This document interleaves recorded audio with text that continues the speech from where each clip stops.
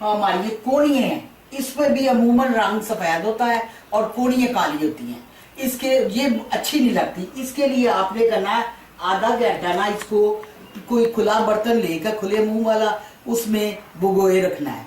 भिगोने के बाद आप उसको कॉटन के साथ साफ कर लें। साफ करने के बाद किसी अच्छे से साबुन से आप इसको धो लें।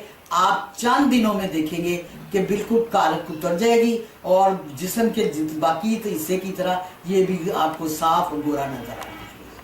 आपने दोनों पहले राइट और लेफ्ट किसी खुले बर्तन में दूध, कच्चा दूध ही लेना है।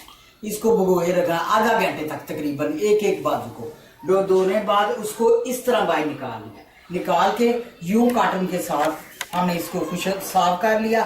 साफ करने के बाद आप इसको किसी अच्छे से साबुन के साथ अब आप धो लें।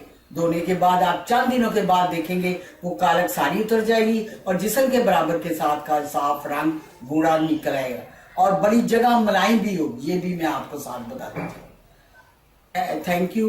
अल्लाह हाफिज।